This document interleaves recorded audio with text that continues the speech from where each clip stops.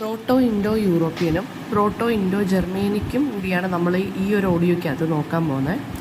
അപ്പോൾ proto Indo European എന്ന് പറയുന്നത് oldest and widest family of languages എന്നാണ് അറിയപ്പെടുന്നത്. അപ്പോൾ പ്രോട്ടോ ഇൻഡോ യൂറോപ്യനെ PIE എന്നും നമ്മൾ പറയാറുണ്ട്. അത് 3500 അല്ലെങ്കിൽ 3000 BC-യിലാണ് സംസാരിച്ചിരുന്നത്. 3500 to 3000 BC. അതിൻ്റെ പ്രൈമറി യൂസേഴ്സ് എന്ന് പറയുന്നത്, അതായത് ഈ ഒരു ലാംഗ്വേജിൻ്റെ പ്രൈമറി യൂസേഴ്സ് എന്ന് പറയുന്നത്, ആദ്യം സംസാരിച്ചുകൊണ്ടിരുന്നവർ അല്ലെങ്കിൽ യൂസ് ചെയ്തുകൊണ്ടിരുന്നവരെന്ന് പറയുന്നത് നൊമാഡിക് ട്രൈബുകളാണ്.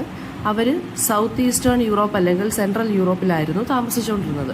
അപ്പോൾ ഈ ഗ്രൂപ്പ് ചിലപ്പോൾ ബോൾട്ടിക് സീ അല്ലെങ്കിൽ ബ്ലാക്ക് സീയുടെ അടുത്തോട്ട് ആ കോസ്റ്റിലോട്ട് മൂവ് ചെയ്തെന്നിരിക്കണം. And they might have lived in the areas around Lithuania അല്ലെങ്കിൽ സദേൺ റഷ്യ. സോ അവർ പിന്നീട് മൾട്ടിപ്പിൾ ഗ്രൂപ്പ്സ് ആയിട്ട് ബ്രേക്കായി 2000 BC അറൗണ്ടാണ്, അതായത് 2000 BC അറൗണ്ടിൽ അവർ മൾട്ടിപ്പിൾ ഗ്രൂപ്പ്സ് ആയിട്ട് ബ്രേക്ക് ചെയ്ത് കാണും. അപ്പോൾ ഈ ഒരു ബ്രേക്കപ്പ് റൈവൽറി അല്ലെങ്കിൽ എന്താണ്, ഇത് ഏതിനെ ബേസ് ചെയ്തിട്ടാണ് ഇവർ ഈ ഗ്രൂപ്പ് ഇങ്ങനെ ബ്രേക്കപ്പ് ആയതെന്ന് വെച്ച് കഴിഞ്ഞാൽ ചിലപ്പോൾ അടി ഉണ്ടായി കാണും, റൈവൽറി ഉണ്ടായി കാണും, റിസോഴ്സസിൻ്റെ ഇല്ലായ്മ ആയിരിക്കും, അല്ലെങ്കിൽ ഫുഡിന് വേണ്ടിയുള്ള സെർച്ച്. അങ്ങനെ ഈ ഗ്രൂപ്പ് എന്ത് ചെയ്യാൻ തുടങ്ങി, പല ഭാഗങ്ങളിലോട്ട് ബ്രേക്കായി. അപ്പോൾ ഒറിജിനൽ പ്രോട്ടോ ഇൻഡോ യൂറോപ്യൻ എന്ന് പറയുന്നത് 8 ഡിസ്റ്റിങ്ക്റ്റ് ബ്രാഞ്ചസ് ആയിട്ടാണ് ഡിവൈഡ് ആയത്. സോ ഒരു ഡയറക്റ്റോ അല്ലെങ്കിൽ ഫസ്റ്റ് ഹാൻഡ് എവിഡൻസോ ഇല്ല ഈ ഒരു ലാംഗ്വേജിനെ കുറിച്ച്. എന്നാലും അതിൻ്റെ ഏർലിയസ്റ്റ് റെക്കോർഡ് അല്ലെങ്കിൽ എവിഡൻസ് നമുക്ക് ഇന്ത്യൻ വേദാസിലും, അതായത് 2000 to 1500 BC-യിലുള്ള ഇന്ത്യൻ വേദാസിലും നമുക്ക് കാണാൻ സാധിക്കും. And also sir William Jones എന്നുള്ള ഫിലോളജിസ്റ്റും എന്ത് ചെയ്യുന്നുണ്ട്, ഈ ഒരു സാൻസ്ക്രിറ്റും ചില സർട്ടൻ യൂറോപ്യൻ ലാംഗ്വേജസും തമ്മിലുള്ള സിമിലാരിറ്റിയെക്കുറിച്ച് അദ്ദേഹവും ഹൈലൈറ്റ് ചെയ്ത് പറഞ്ഞിട്ടുണ്ട്. ഓക്കെ, അങ്ങനെയാണ് ഈ ഒരു proto Indo European language family അല്ലെങ്കിൽ ലാംഗ്വേജസിനെ റീകൺസ്ട്രക്ട് ചെയ്യാനുള്ളൊരു കൈൻഡ് ഓഫ് ഇമ്പൾസ് കിട്ടിയത്. ആൻഡ് ഫിലോളജിസ്റ്റുകളായിട്ടുള്ള എമിനൻറ്റ് ഫിലോളജിസ്റ്റുകളായിട്ടുള്ള ഫ്രാൻസ് ബോപ്പും പിന്നെ റാസ്മസ് റാസ്കും ഒക്കെ ഈ ഒരു പേരൻറ്റ് ലാംഗ്വേജിനെ ട്രേസ് ചെയ്യാൻ വേണ്ടി ശ്രമിച്ചിട്ടുണ്ട്. And from which most of the European and Indian languages descended ആയിട്ടുണ്ട്. അതായത് ഈ പ്രോട്ടോ ഇൻഡോ യൂറോപ്പിൽ നിന്നാണ് ഈ മോസ്റ്റ് ഓഫ് ദി ഇന്ത്യൻ ലാംഗ്വേജസും അതുപോലെ തന്നെ ചില യൂറോപ്യൻ ലാംഗ്വേജസും ഒക്കെ വന്നിട്ടുള്ളത് എന്നാണ് അവർക്കറിയാൻ സാധിച്ചത്. ഈ ഫാമിലിയെ ഓൾസോ ആര്യൻ എന്നും ഇൻഡോ ജർമേനിക് എന്നും വിളിക്കാറുണ്ട് നമ്മൾ. ഓക്കെ, ഇപ്പോൾ ഇൻഡോ ജർമേനിക് അല്ലെങ്കിൽ ആര്യൻ ലാംഗ്വേജസ് നമ്മളിതിനെ വിളിക്കാറുണ്ട്. അങ്ങനെ 8 ബ്രാഞ്ചസ് ഓഫ് PIE എന്ന് വെച്ചാൽ ഇൻഡോ ഇറാനിയൻ ഉണ്ട്, ആൽബേനിയൻ ഉണ്ട്, അർമേനിയൻ ഉണ്ട്, ബാൽട്ടോ സ്ലേവോണിക് ഉണ്ട്, ഹെലനിക് ഉണ്ട്, കെൽട്ടിക് ഉണ്ട്, ഇറ്റാലിക് ഉണ്ട്, പ്രോട്ടോ ജർമേനിക് ഉണ്ട്. ഇപ്പോൾ അതായത് ന്യൂ റിസർച്ച് ഐഡൻറ്റിഫൈ ചെയ്തതെന്ന് വെച്ചാൽ 2 ബ്രാഞ്ചസും കൂടി ഈ ഒരു സെക്കൻഡ് സെറ്റിനകത്ത് ആഡ് ആയിട്ടുണ്ട്. ഹില്ലൈറ്റ് എന്നും ടോക്കേറിയൻ എന്നുമാണ് അതിനെ പറയുന്നത്. ഹിറ്റൈറ്റ് എന്നും HITTITEയും ആൻഡ് ടോക്കേറിയൻ TOCHARIAN. ഈ 8 ബ്രാഞ്ചസും ഫെർദർ ക്ലാസിഫൈഡ് നമുക്ക് 2 ആയിട്ട് ക്ലാസിഫൈ ചെയ്യാം. ഈസ്റ്റേൺ ബ്രാഞ്ച് എന്ന് വെച്ചാൽ ആദ്യത്തെ 4 എണ്ണവും ഫസ്റ്റ് 4ഉം, ആൻഡ് വെസ്റ്റേൺ ബ്രാഞ്ച് എന്ന് വെച്ചാൽ അടുത്ത ലാസ്റ്റ് 4ഉം. അപ്പം ആദ്യത്തെ 4 എണ്ണം എന്ന് പറയുമ്പോൾ ഇൻഡോ ഇറാനിയൻ, ആൽബേനിയൻ, അർമേനിയൻ, ബാൽട്ടോ സ്ലേവോണിക്കും. അതിനെയാണ് നമ്മൾ എന്തെന്ന് പറയുന്നത്, ഈസ്റ്റേൺ ബ്രാഞ്ച് എന്നും. ബാക്കി 4 എണ്ണം ഉണ്ടല്ലോ, ഹെലനിക്ക്, കെൽട്ടിക്ക്, ഇറ്റാലിക്ക്, പ്രോട്ടോ ജർമേനിക്ക്, അതിനെയാണ് നമ്മൾ വെസ്റ്റേൺ ബ്രാഞ്ച് എന്ന് പറയുന്നത്. ഈ ക്ലാസിഫിക്കേഷൻ ശരിക്കും പറഞ്ഞാൽ സൗണ്ട് ചേഞ്ചിനെ ബേസ് ചെയ്തിട്ടാണ് ക്ലാസിഫൈ ചെയ്തിരിക്കുന്നത് ഈ 2 ഗ്രൂപ്പായിട്ട്. അതായത് ക് എന്നുള്ള സൗണ്ട് ആയിട്ട് മാറി, പിന്നെന്താണ് ക് എന്നുള്ള സൗണ്ട് പിന്നെ ആയിട്ട് മാറുകയും ഈസ്റ്റേൺ ബ്രാഞ്ചിൽ, അതുപോലെ തന്നെ ക് എന്നുള്ള വെസ്റ്റേൺ ബ്രാഞ്ചിലെ സൗണ്ടിനും മാറ്റങ്ങൾ വന്നിട്ടുണ്ട്. അപ്പോൾ ഇത് ശരിക്കും പറഞ്ഞു കഴിഞ്ഞാൽ 100, അതായത് 100 എന്നുള്ള നമ്പർ ഉണ്ടല്ലോ, അതിൻ്റെ പേരെന്ന് പറയുന്നത് സേറ്റം എന്നായിരുന്നു, SATEM ഈസ്റ്റേൺ ബ്രാഞ്ചിൽ. പക്ഷെ അത് വെസ്റ്റേണിലോട്ടായപ്പോൾ സെൻറ്റം എന്നായി മാറി. അപ്പോൾ ഈ ബ്രാഞ്ചസിനെ നമ്മൾ സേറ്റം ആൻഡ് സെൻറ്റം ബ്രാഞ്ചസ് എന്നാണ് വിളിക്കുന്നത്.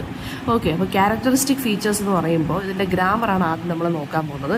ഇതിന് വളരെ കോംപ്ലക്സ് ആയിട്ടുള്ള ഗ്രാമറാണ്. പ്രോട്ടോ ഇൻഡോ യൂറോപ്പിന് കോംപ്ലക്സ് ആയിട്ടുള്ളൊരു ഗ്രാമർ സിസ്റ്റമാണുള്ളത്. വളരെ റിജിഡ് ആൻഡ് ഇൻഫ്ലെക്റ്റഡ് ആണ്. അതായത് ഇൻഫ്ലെക്റ്റഡ് എന്ന് വെച്ചാൽ എന്താ, അവസാനം വരുമ്പോൾ കുറച്ച് വാലുകളൊക്കെ കാണും, EDEN എന്നൊക്കെയുള്ള വാലുകളുണ്ടല്ലോ, അതിനാണ് ഇൻഫ്ലെക്ഷൻ നമ്മൾ പറയുന്നത്. ആൻഡ് പിന്നെന്താണ്, ഈ വേർഡ് എക്സ്പ്രഷൻസും അതുപോലെ തന്നെ വേർഡ്സിലും അല്ലെങ്കിൽ വേർഡ് എക്സ്പ്രഷൻസിലും ഒക്കെ എന്താ പറയുക, അധികം സിമിലാരിറ്റീസോ അല്ലെങ്കിൽ ഡിഫറൻസസോ ഒന്നും നമുക്ക് കൂടുതലായിട്ട് ഡെവലപ്പ് ചെയ്തെടുക്കാൻ ഈ PIE ഗ്രാമറിനകത്ത് സാധിച്ചിട്ടില്ല. 8 ഗ്രമാറ്റിക്കൽ കേസസ് ആണ് ഇതിനുള്ളത്. പാർട്സ് ഓഫ് സ്പീച്ച്, അതായത് നൗണ്, വെർബ്, അഡ്ജക്റ്റീവ് ആൻഡ് ആഡ്വേർബും, പിന്നെ 3 പേഴ്സൺ ഉണ്ട്. അതായത് ഐ, ഹി, ഷീ ഇത് മാത്രമേ ഉണ്ടായിരുന്നുള്ളൂ. കോമൺ വെർബുകളെന്ന് പറയുന്നത് ടു ബിയും ടു ഹാവും ആയിരുന്നു. പിന്നെ വൊക്കാബുലറി എടുത്ത് നോക്കുകയാണെന്നുണ്ടെങ്കിൽ മോണോസിലബിക് റൂട്ട്സ് ആണുള്ളത്. അതിനകത്ത് നമുക്ക് അഫിക്സസ് ഒക്കെ ആഡ് ചെയ്യാൻ പറ്റുമായിരുന്നു ഈ മോണോസിലബിക് വേർഡ്സിനകത്ത്, റൂട്ട്സിനകത്ത്. പിന്നെന്താണ്, ചില വേർഡ്സ്, അതായത് ചില presence and absence of certain words നമുക്ക് ചില ക്ലൂസ് തരുന്നുണ്ട് ലൊക്കേഷനെ കുറിച്ചും ലൈഫ് സ്റ്റൈലിനെ കുറിച്ചും കൾച്ചറിനെ കുറിച്ചും സ്പീക്കേഴ്സിൻ്റെ. പിന്നെ ചീഫ് ഫീച്ചേഴ്സ് ഓഫ് വൊക്കാബുലറി എന്താണെന്ന് വെച്ച് കഴിഞ്ഞാൽ there was A word for daughter in law, പക്ഷേ സണ്ണിലോയ്ക്ക് വേർഡുകളൊന്നും ഇല്ലായിരുന്നു, വൊക്കാബുലറി ഇല്ലായിരുന്നു. അപ്പോൾ പേട്രിയാർക്കൽ സെറ്റപ്പാണെന്ന് നമുക്കിതിൽ നിന്ന് മനസ്സിലാക്കാം. നെക്സ്റ്റ് ഡിഫറൻസ് വരുന്നതെന്ന് വെച്ച് കഴിഞ്ഞാൽ cardinal numbers up to 10 similarity.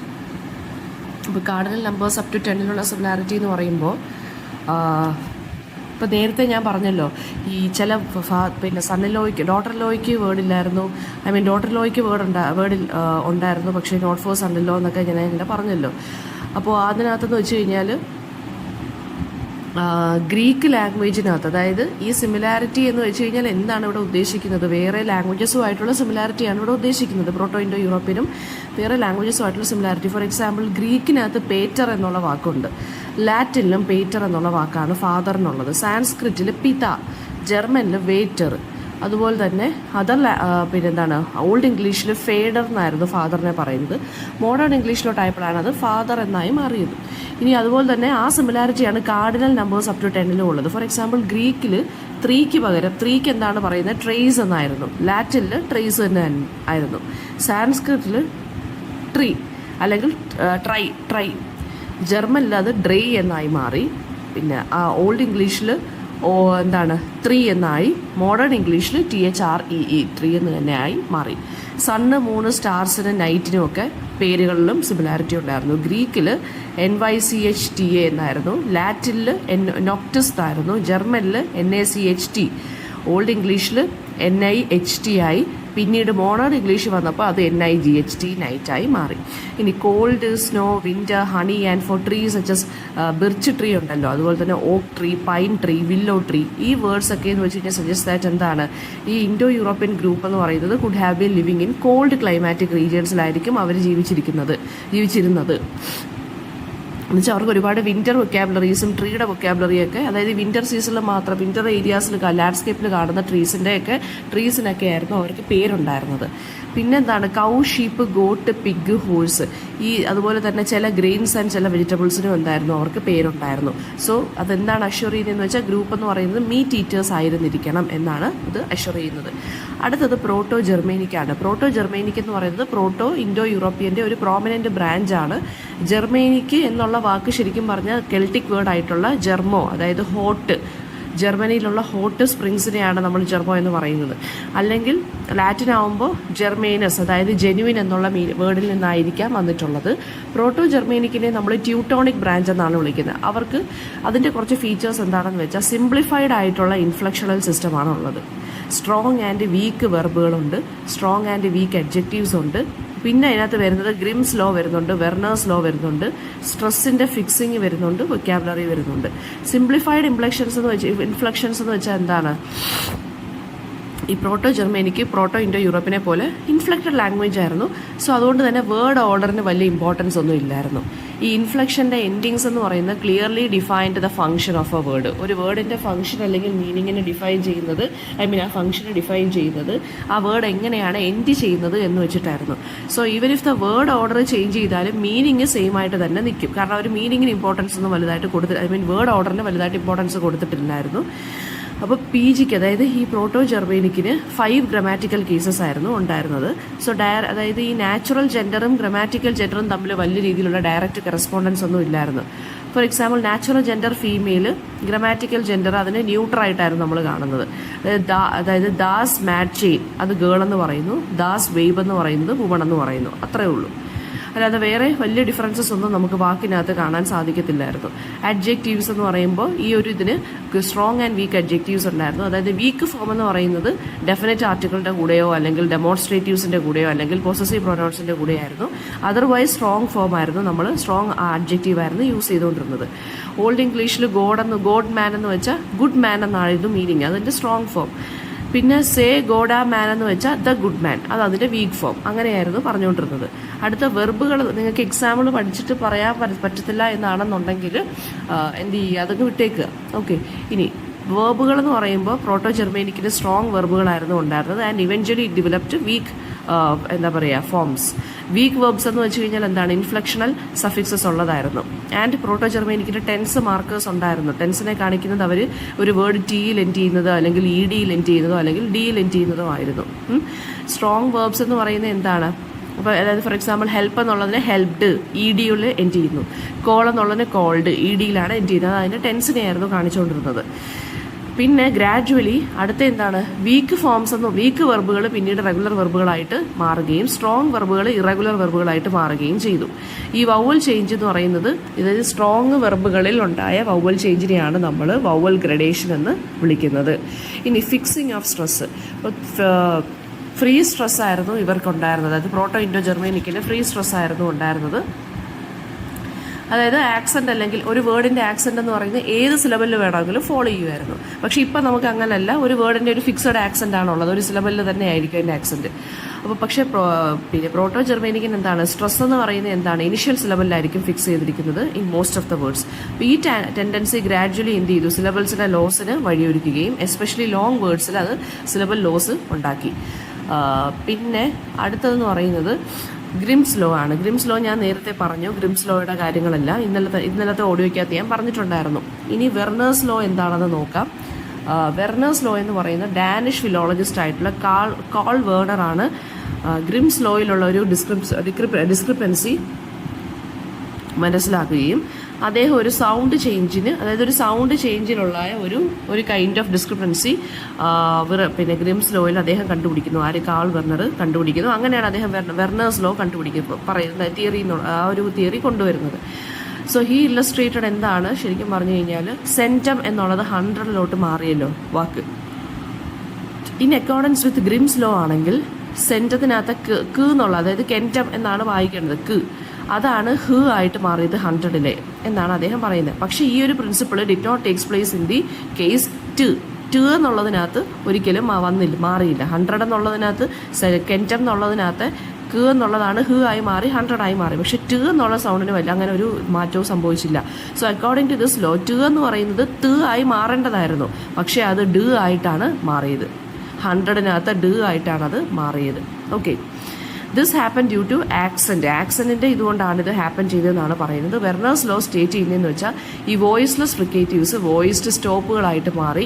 If the vowel എന്ന് പറയുന്നത് എന്താണ്, അൺസ്ട്രെസ്ഡ് ആണെങ്കിൽ അത് വോയിസ്ഡ് ഫ്രിക്കേറ്റീവ്സ് എന്തായിട്ട് മാറി, വോയിസ്ഡ് സ്റ്റോപ്പായിട്ട് മാറി. അതുകൊണ്ടാണ് ടു ഡ് ആയിട്ട് എന്താ പറയുക മാറിയത് എന്നാണ് അദ്ദേഹം പറയുന്നത്. ഓക്കെ, ബിക്കോസ് എന്തുകൊണ്ടാണ് 100-ലെ ഫസ്റ്റ് സിലബൽ എന്ന് പറയുന്നത് അൺസ്ട്രെസ്ഡ് ആയിരുന്നു. പിന്നെ അടുത്തതെന്ന് പറയുന്നത് വൊക്കാബുലറി ആണ്. വൊക്കാബുലറി എന്ന് പറയുമ്പോൾ കോമൺ ജർമേനിക് വേർഡ് സ്റ്റോക്ക് എന്ന് പറയുന്നത് rain, drive, brood, wife, meat, fowl, light, find ഇതൊക്കെയായിരുന്നു. Words associated with sea and sailing എന്ന് പറയുന്നത് ഐഡന്റിഫൈ ചെയ്തിട്ടുണ്ട്, ഷിപ്പ്, ബോട്ട്, അതൊക്കെ. And it also points out that എന്താണ്, ഈ ഇവരുണ്ടല്ലോ ചിലപ്പോൾ കോസ്റ്റൽ ഏരിയാസിലോട്ട് പോയി താമസിച്ചതുകൊണ്ടായിരിക്കാം ഈ ഷിപ്പിൻ്റെ വേർഡ്സ് അല്ലെങ്കിൽ കോസ്റ്റൽ വേർഡ്സ് അല്ലെങ്കിൽ സീ വേർഡ്സ് ഒക്കെ എന്താണ് അവർ യൂസ് ചെയ്തിരുന്നതെന്നാണ് ഇവർ പറയുന്നത്. The presence of words like iron അല്ലെങ്കിൽ ലെഡ് എന്ന് പറയുന്നത് ഇറ്റ് എസ്റ്റാബ്ലിഷസ് എന്താണ്, കെൽറ്റിൻ്റെ ഗ്രൂപ്പുമായിട്ടുള്ള കണക്ഷനാണ് ഇത് കാണിക്കുന്നത്. ആൻഡ് റോമൻ ലിങ്ക് നമുക്ക് ഈ വേർഡ്സിനകത്ത് കാണാൻ സാധിക്കുന്നുണ്ട്. അതായത് വോർ, ഫുഡ്, ബിൽഡിങ്ങുമായിട്ടുള്ള റിലേറ്റഡ് ആയിട്ടുള്ള വേർഡ്സ് നമുക്ക് ഇതിനകത്ത് കാണാൻ സാധിക്കുന്നുണ്ട്. പിന്നെ 2 സൗണ്ട് ഷിഫ്റ്റുകളാണ് ഇതിനകത്ത് ഹാപ്പൻ ചെയ്യുന്നത്. ഗ്രിംസ് ലോ ആണ് ഫസ്റ്റ് സൗണ്ട് ഷിഫ്റ്റും. Second sound shift takes places proto Germanic split into high German ആയിട്ടും ലോ ജർമ്മൻ ആയിട്ടും മാറി. ആദ്യത്തേത് ഗ്രിംസ് ലോയിൽ ഉണ്ടായ ഷിഫ്റ്റും പിന്നെന്താണ് വന്നത് ഹൈ ജർമ്മനും ലോ ജർമ്മൻ്റെയും സൗണ്ട് ഷിഫ്റ്റും. അപ്പം ഹൈ ജർമ്മൻ എന്ന് പറയുന്നത് എന്താണ്, മൗണ്ടേനിയസ് ഏരിയസിലായിരുന്നു സ്പോക്കൺ ചെയ്തിരുന്നത്. ലോ ജർമ്മൻ എന്ന് പറയുന്നത് സീ ഏരിയാസിൽ, കോസ്റ്റൽ ഏരിയാസിലായിരുന്നു സ്പോക്കൺ ചെയ്തുകൊണ്ടിരുന്നത്. ഹൈ ജർമ്മൻ ഇപ്പോൾ സദേൺ ജർമ്മനിയിലാണ് യൂസ് ചെയ്യുന്നത്. ഇംഗ്ലീഷ് എന്ന് പറയുന്നത് എന്താണ്, it is closely related to almost all of the western Germanic languages.